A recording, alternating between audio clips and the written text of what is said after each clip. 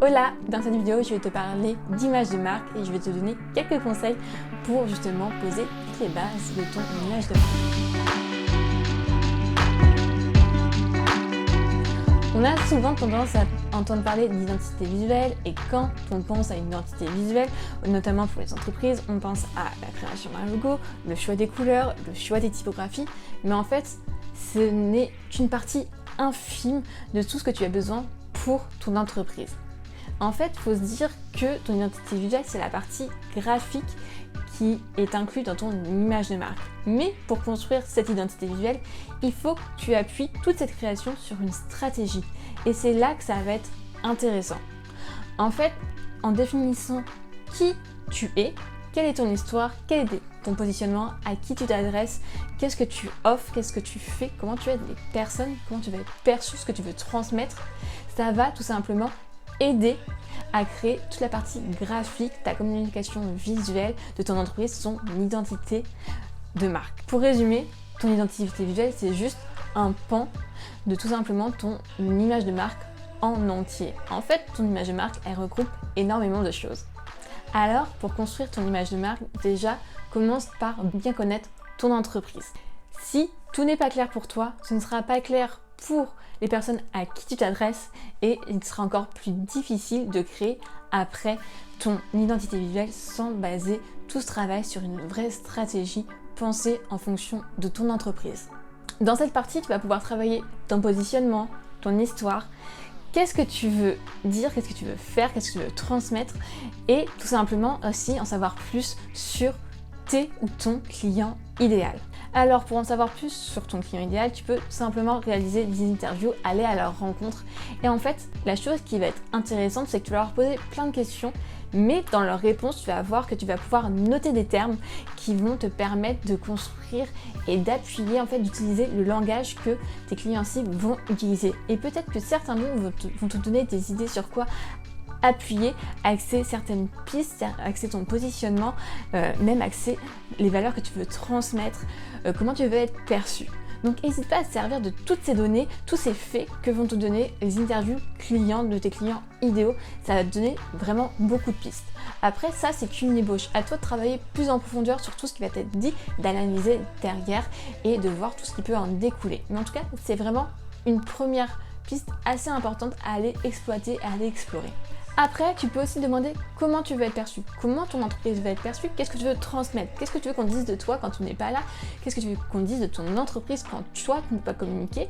Parce que oui, en fait, tout ce que tu vas vouloir transmettre, tout ce que tu vas vouloir donner, ça va se retranscrire à travers tout simplement ce que tu vas écrire, ce que tu vas montrer. Donc il est important d'être d'accord sur tout ce que tu veux montrer, comment tu veux être perçu. Est-ce que tu veux transmettre tout simplement une image plutôt naturelle, une entreprise qui transmet sa passion, sa détermination, son courage, sa force, ou alors tout simplement une entreprise qui montre des valeurs pour la protection de l'environnement, le côté humain, la proximité avec ses consommateurs?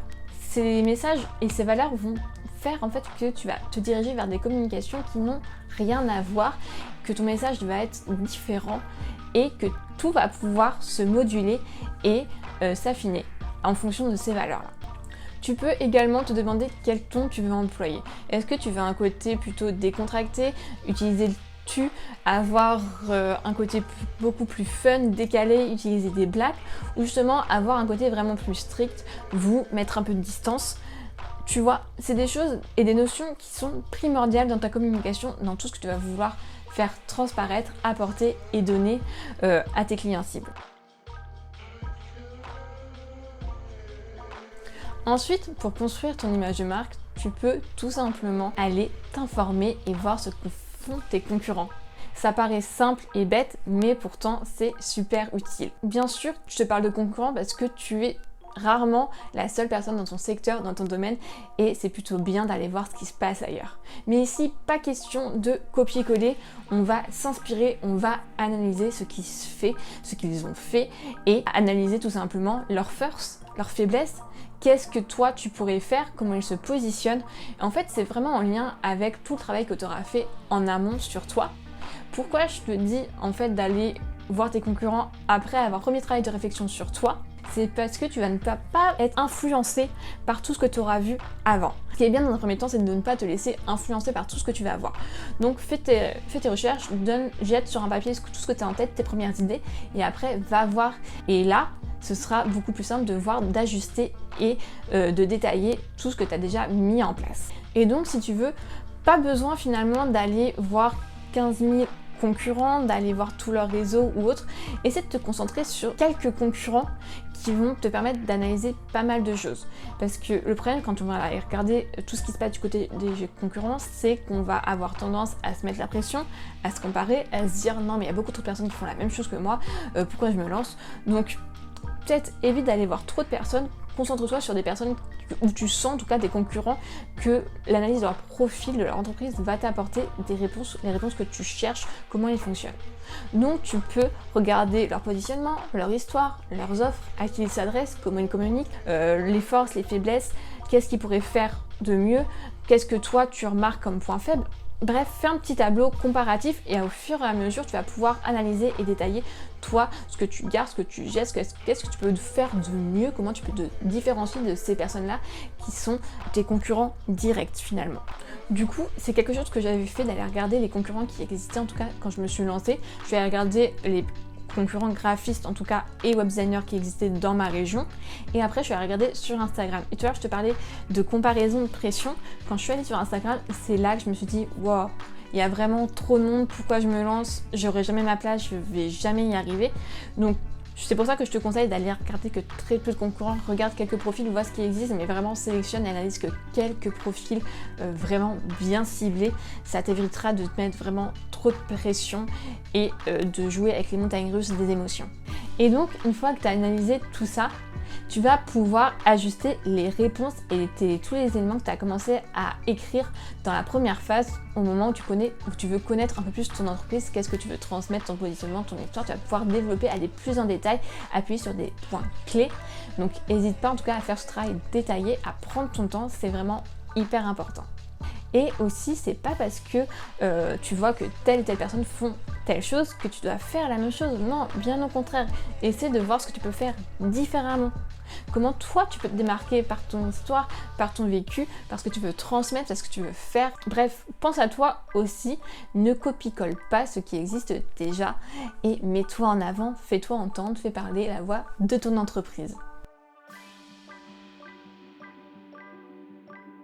Et ensuite, pour créer ton image de marque, je te dirais qu'une des choses qui peut vraiment t'aider, c'est d'aller voir ce qui se passe vraiment ailleurs. Et quand je te dis ailleurs, je ne te parle pas de tes concurrents, mais ce qui se passe dans d'autres secteurs, dans d'autres univers, dans d'autres métiers. En fait, c'est là que tu vas trouver un maximum d'inspiration. Parce que si tu regardes que dans ton secteur, comme je l'avais fait pour les graphistes et web designers, tu vas souvent tendance à avoir des profils similaires et ça va pas forcément t'inspirer beaucoup, tu vas pas forcément avoir beaucoup d'idées. Alors que si tu vas regarder dans d'autres univers des entreprises que t'aimes bien leur façon de parler, t'aimes bien leur façon de communiquer, les valeurs qu'ils transmettent, ça va pouvoir te faire voir les choses sous un angle différent. Et c'est ça qui va être intéressant. Donc n'hésite pas à aller voir ailleurs. Alors note aussi, quand tu vas regarder dans d'autres secteurs, dans d'autres univers, dans d'autres métiers, n'hésite pas à noter, pareil que pour tes concurrents, leur position, enfin peut-être pas leur positionnement, ça peut être intéressant en fait les mots qu'ils utilisent, leurs valeurs, qu'est-ce qu'ils dégagent, qu'est-ce que tu aimes, qu'est-ce que tu n'aimes pas. En fait, documente ces recherches-là, elles vont aussi beaucoup t'apporter.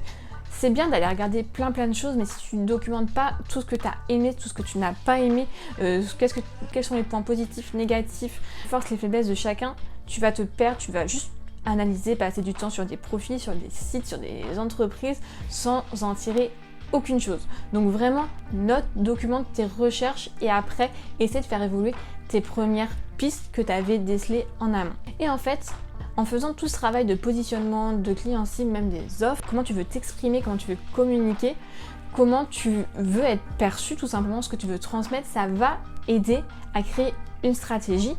Et sur cette stratégie, à partir de ça, on va pouvoir créer toute ton identité visuelle, toute ta communication.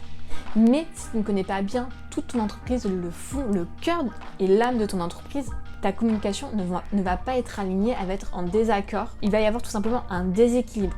Donc vraiment, ce travail, c'est un travail qui prend du temps pour se connaître ton entreprise, mais ça vaut la peine parce que tout ce que tu feras après, soit pour ta communication visuelle ou pour en tout cas créer ton calendrier éditorial sur les réseaux sociaux, créer ta ligne éditoriale pour la création de tes articles de blog, savoir quel ton tu vas employer quand tu prospectes, les offres, tes pages de vente, bref, tout ça, ça va être basé sur la même stratégie. Donc vraiment, il est important de connaître ton entreprise à fond sur le bout des doigts, ce que tu veux faire, ce que tu veux transmettre. Et c'est un travail qui est vraiment pas facile. Après, il faut dire que tout n'est pas défini dès le départ, que plus rien ne va bouger. Ton entreprise, elle évolue en même temps que toi. Donc c'est normal qu'il y ait des choses qui changent, qui évoluent avec toi. Mais en tout cas, pars de quelque chose qui est bien défini, ça t'aidera sur une multitude de points pour avancer dans ton travail. Bref, tout ça pour te dire qu'avant de créer ton identité visuelle, pense à bien connaître ton entreprise. Ça ne sert à rien de se dire ok, je lance mon entreprise, je vais créer mon logo, choisir mes couleurs, mes typos et en fait changer tous les 4 matins parce que ça ne sera pas en accord avec ton entreprise. Donc fais ce travail de fond, établis un socle vraiment hyper solide et après et avant tout simplement étape par étape. Si tu ne me connais pas, moi c'est Faustine et je suis designer graphique et web designer et j'accompagne les entrepreneurs à se démarquer en réinventant leur image de marque et en révélant leur unicité. Alors si cette vidéo t'a plu, n'hésite pas à mettre un petit like et je te dis à bientôt dans une prochaine vidéo.